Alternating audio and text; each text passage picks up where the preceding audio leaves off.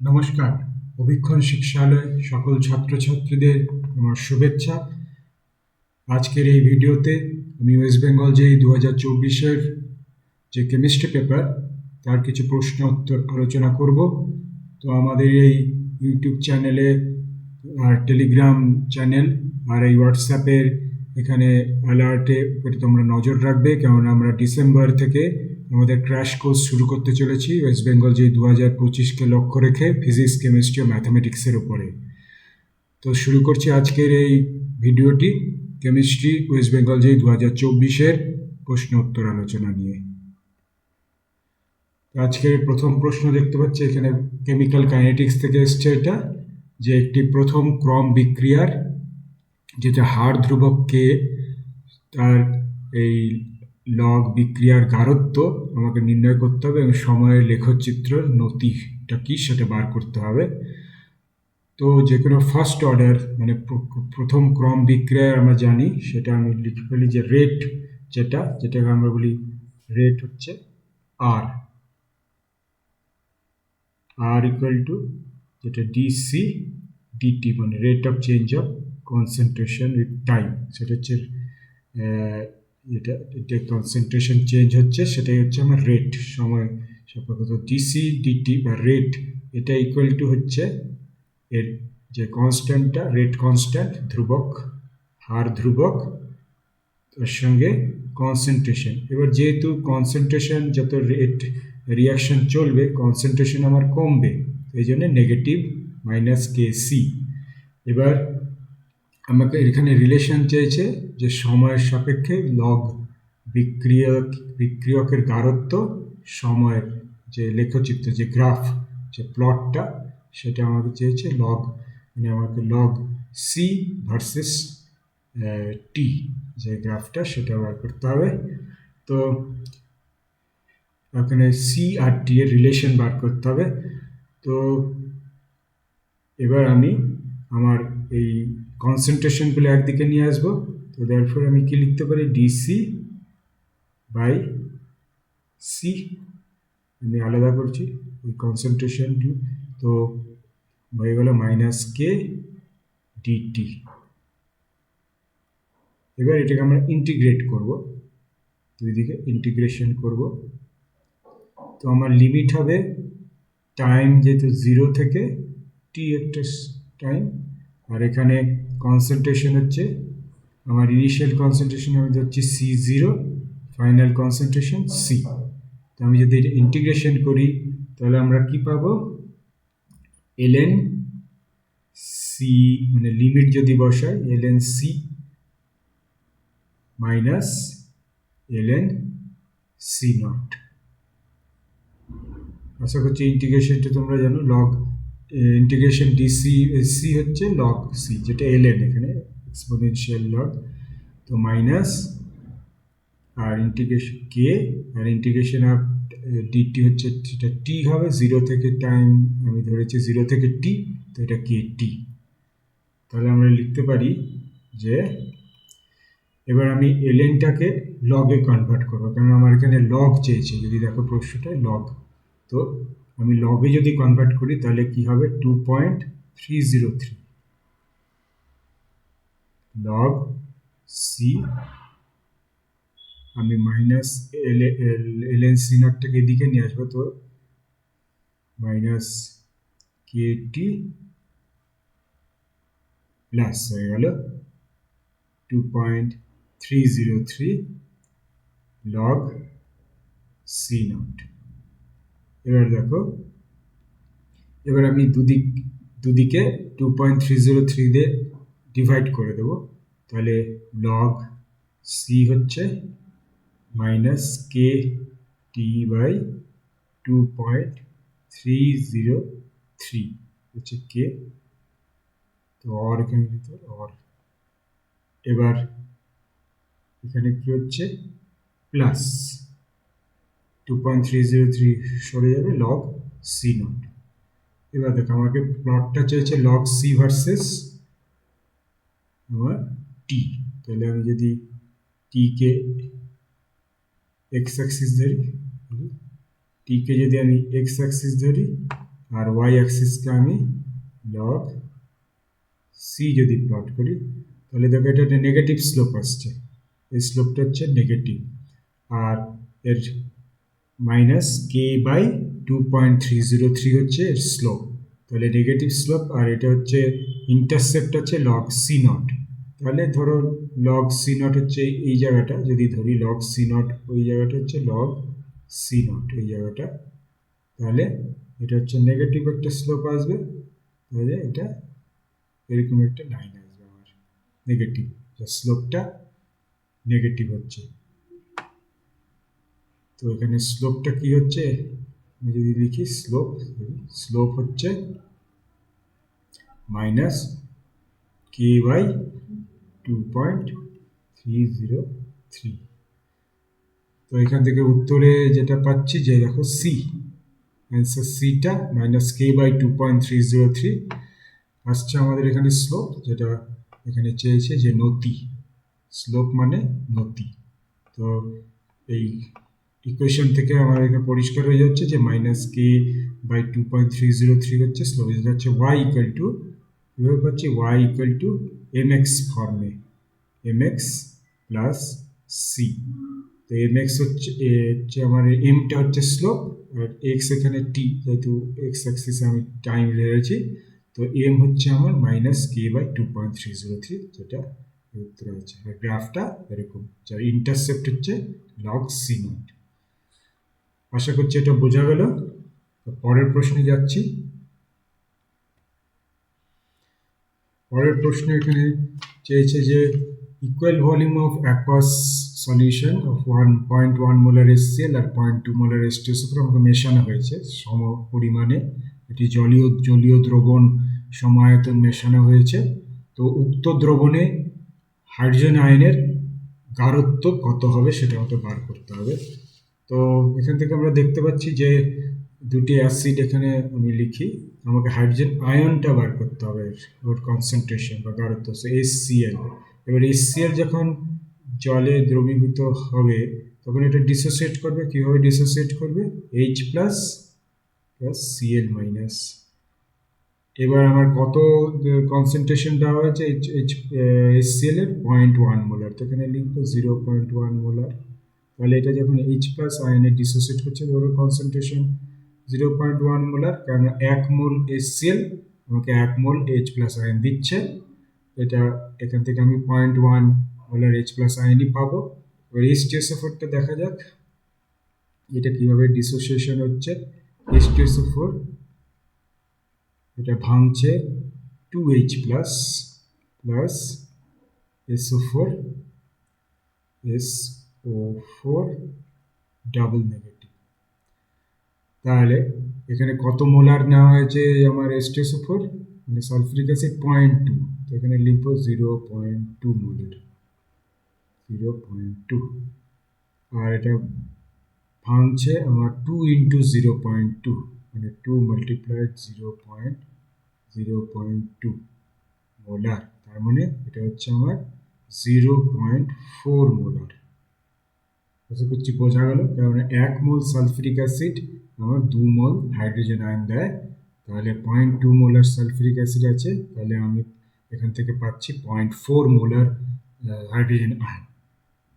এবার যে কনসেন্ট্রেশন আমাকে চেয়েছে, যে ওই যখন আমি সমান পরিমাণ অ্যাসিড দুটো নেব, আমি মনে করছি যে ভি ভলিউম আমি নিয়েছি, ভলিউম ভি, তাহলে H প্লাস আয়নের কনসেন্ট্রেশন কত হবে সেই ভি ভলিউমে, সেটা আমি বার করছি। আমি মনে করছি যে ভি ভলিউমে আমি নিয়েছি, তাহলে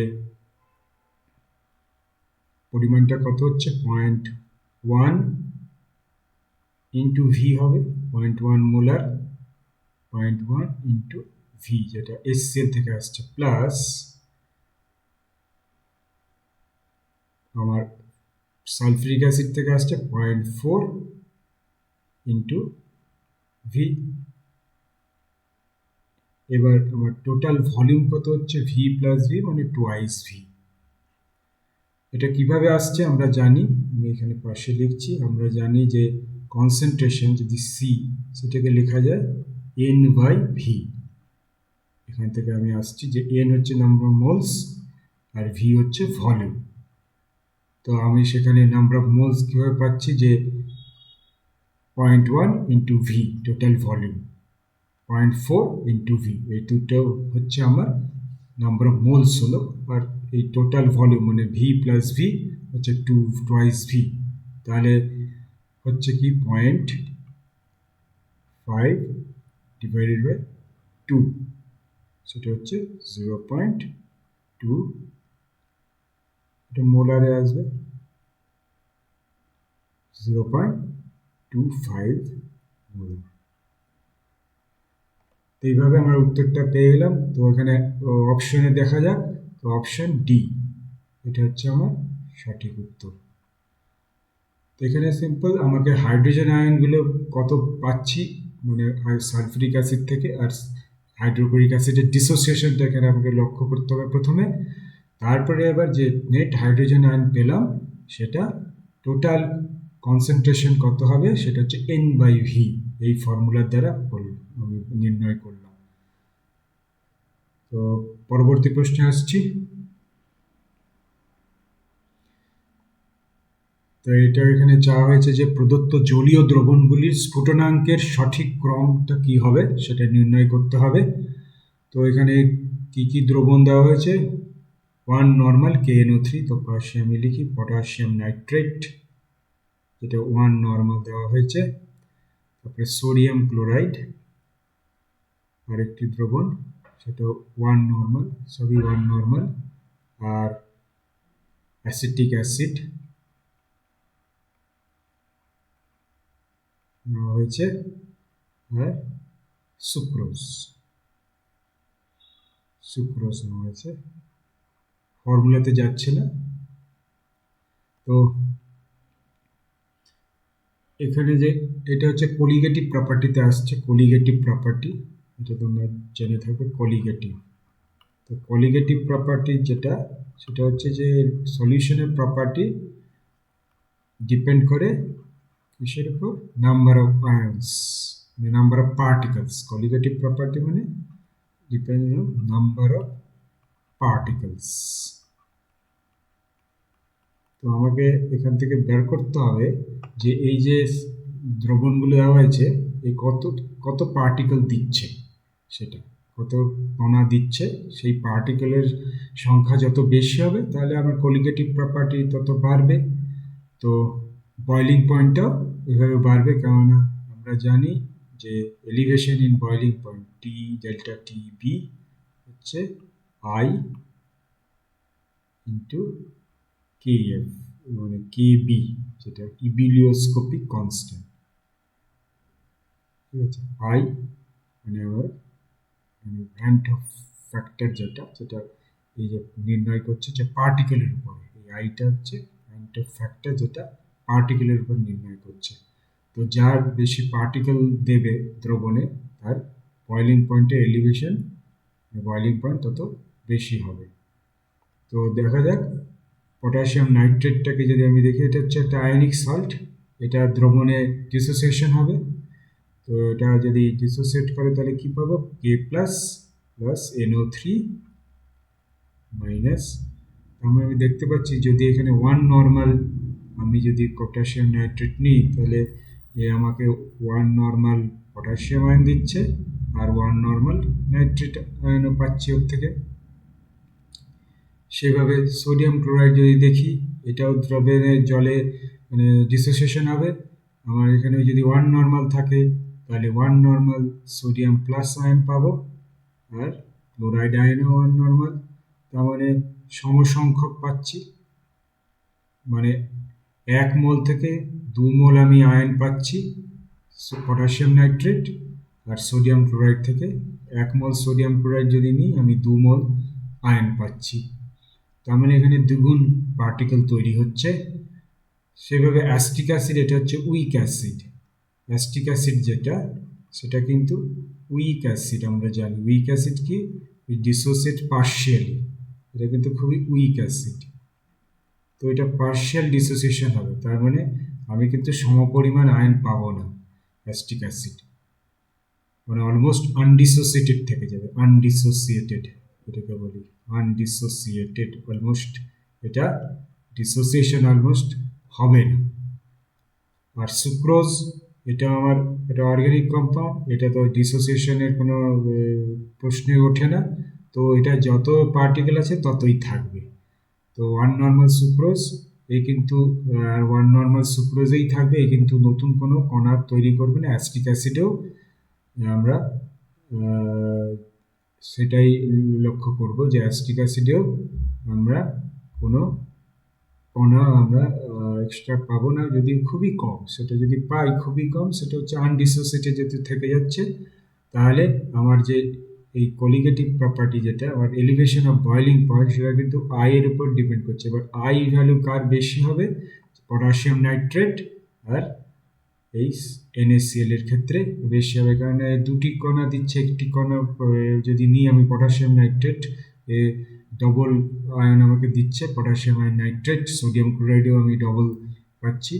তাই হলে আমার দেখুন অপশানগুলো যদি দেখতে পারি, তাহলে এই যে বি অপশানটা দেখো, ওয়ান নর্মাল KNO3 ইকুয়াল, মানে সমান সমান পরিমাণ দিচ্ছে, তাহলে এই বি অপশানটাই এখানে কারেক্ট অপশান হবে। যদিও পরের ইয়েটা দেখি যে কি দেওয়া আছে, গ্রেটার দেন, কেননা নিশ্চয়ই এটা বেশি হবে এর বয়লিং পয়েন্ট এলিভেশন, কারণ অ্যাসিটিক অ্যাসিড আর সুক্রোজ অলমোস্ট আনডিসোসিয়েটেড থাকবে, যেটা আমি বোঝালাম। তার মানে আমার বি অপশানটাই হচ্ছে কারেক্ট অপশান। আর কখনোই এটা সমান হবে না, ডি অপশানে লেখা আছে সেম ফর অল, কেননা পটাশিয়াম নাইট্রেট সোডিয়াম ক্লোরাইড হচ্ছে আয়নিক কম্পাউন্ড, অ্যাসিটিক অ্যাসিড আর সুক্রোজ হচ্ছে অর্গানিক, আর এর মধ্যেগুলো আনডিসোসিয়েটেড অলমোস্ট থেকে যাবে, যদিও অ্যাসিড কিন্তু সে উইক অ্যাসিড, অ্যাসিটিক অ্যাসিড। আর বাকি অপশানগুলো এখানে খাটছে না, কারণ পটাশিয়াম নাইট্রেট এটা গ্রেটার দেন কখনোই হবে না। এই অপশানে যদি দেখি পটাশিয়াম নাইট্রেট, কারণ এটা সমপরিমাণ আয়ন দিচ্ছে, তো এই অপশানটাও ইনকারেক্ট অপশান। আর অপশান ডিটাও যদি দেখো, এখানে সমপরিমাণ লিখেছে, এগুলো ইনকারেক্ট অপশান। তো অপশান বিটাই হচ্ছে এখানে কারেক্ট অপশান। পরের প্রশ্নে আসছি, এটা হচ্ছে এখানে চেয়েছে যে জলে silver fluoride, silver chloride, silver bromide, silver আয়োডাইডের দ্রাব্যতার সঠিক ক্রম আমাকে বার করতে হবে, দ্রাব্যতা। তো এখানে দেখো এই যে সল্ট দ্রাব্যতা, জলে দ্রাব্যতা মানে যেটা বলে আয়নিক, মানে জলে সলিবিলিটি, ওয়াটার সলিবিলিটি এখানে লিখছি, আমাকে এটা প্রথমে জানতে হবে। ওয়াটার সলিবিলিটি মানে কোনো সল্টের ওয়াটার সলিবিলিটি বাড়বে যখন ওর আয়নিক ক্যারেক্টার বাড়বে, তবে রাইজ করবে কখন, আয়নিক ক্যারেক্টার সল্টের, মানে লবণের আয়নিক ক্যারেক্টার যদি বাড়ে, তাহলে কিন্তু সলিবিলিটিও বাড়বে, এটা আমাকে জানতে হবে, কেননা এটা হচ্ছে পোলার, জল হচ্ছে এটা পোলার সলভেন্ট, এটা মনে রাখবে, পোলার।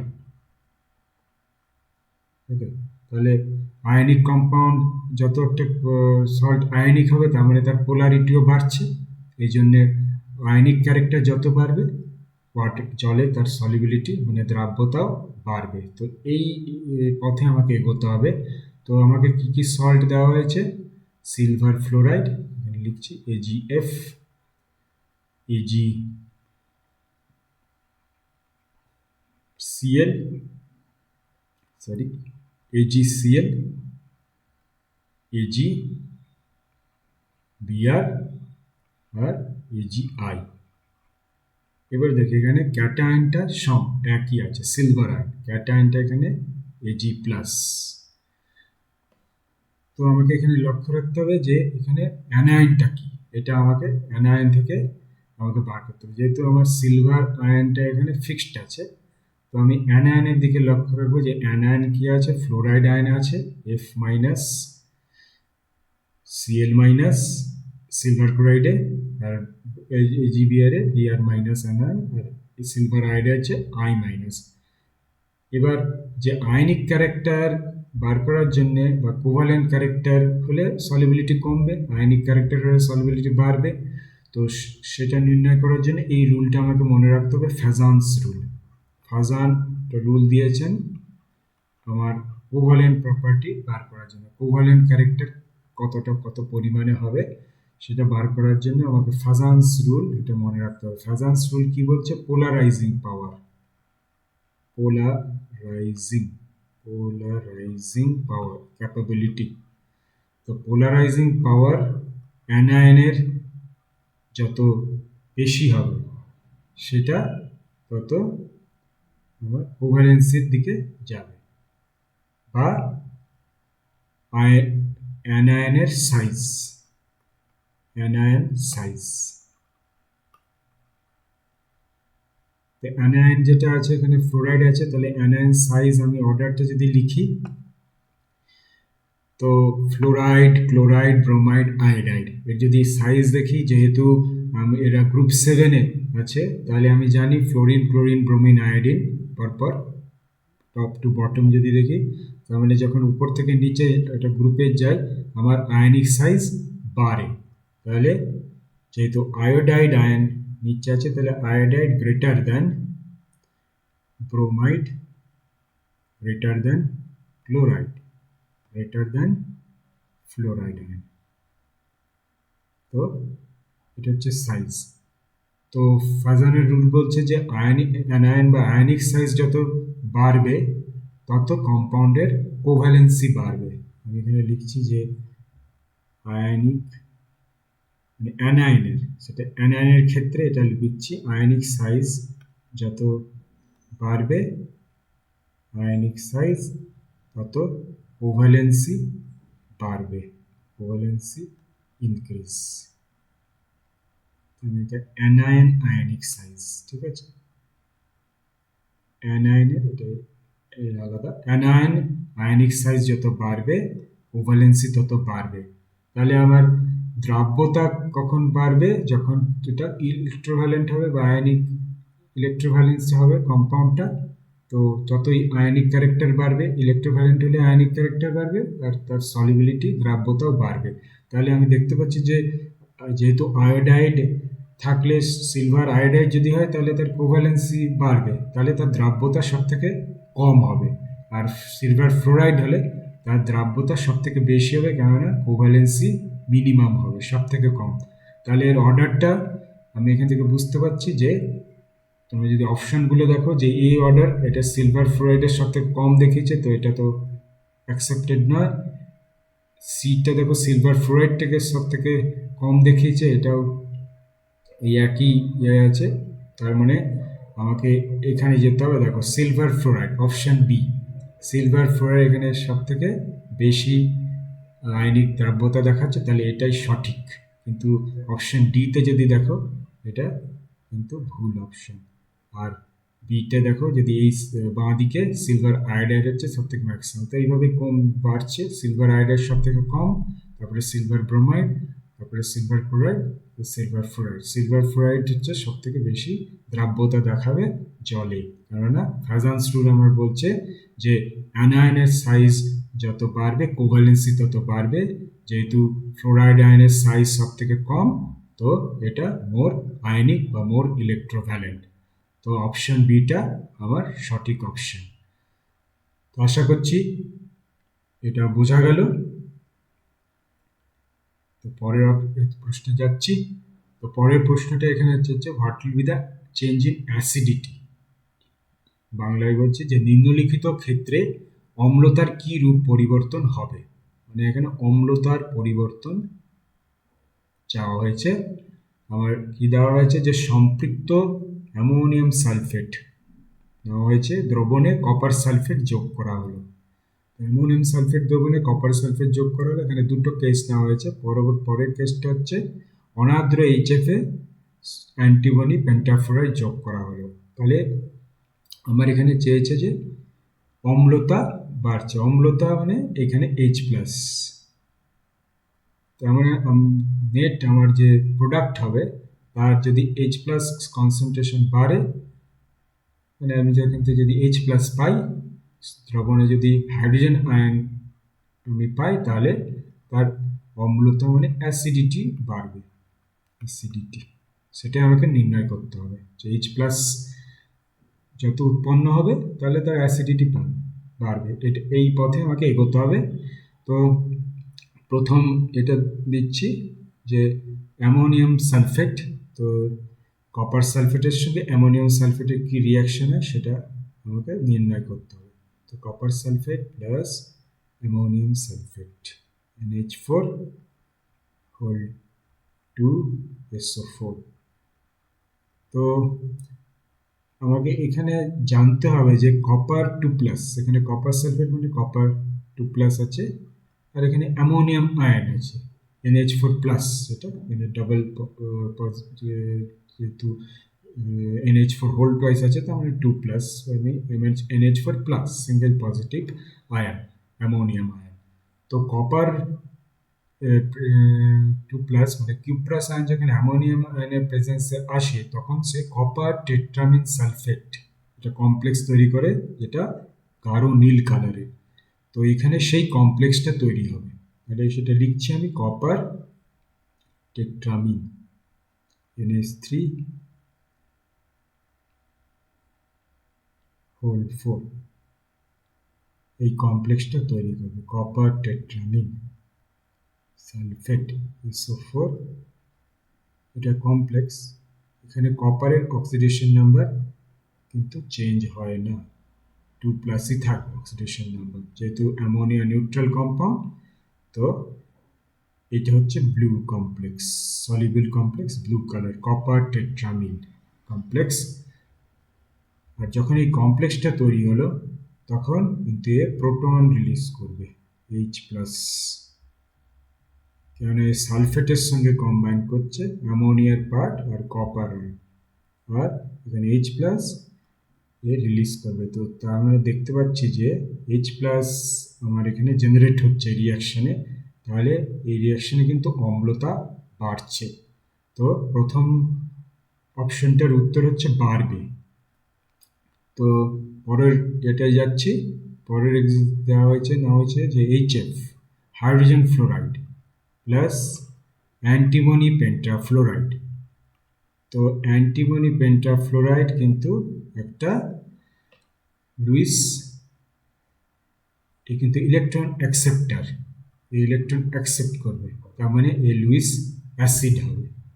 অ্যান্টিমনি পেন্টাফ্লোরাইড এ ইলেকট্রন ডেফিশিয়েন্ট, এ কিন্তু নেগেটিভ চার্জ নিতে চাইবে, তার মানে এ ফ্লোরাইড HF থেকে যে ফ্লোরাইড আয়নটা এ নেবে, তাহলে কি তৈরি করবে SbF6, এটা লুইস অ্যাসিড, ইলেকট্রন অ্যাকসেপ্ট করবে, তাহলে হাইড্রোজেন আয়ন এখানে রিলিজ হচ্ছে, তার মানে আবার এখানে অম্লতা বাড়ছে। তাই আমি দেখতে পাচ্ছি যে দুটো ক্ষেত্রেই এখানে আমার অম্লতা বাড়ছে। তো অপশন এতে দেখো বাড়বে বাড়বে লেখা আছে, এ সিতে দেখো বাড়বে কমবে, সিটা তাহলে আমার মিলছে না, বিও দেখো কমবে কমবে, এটাও ভুল অপশন, ডিতেও লিখছে কমবে বাড়বে, এটাও আমার ভুল। তাহলে সঠিক উত্তর হচ্ছে এ, এটা অম্লতা দুটো ক্ষেত্রেই বাড়বে, সেটা আমরা এই রিয়াকশন থেকে জানতে পারলাম।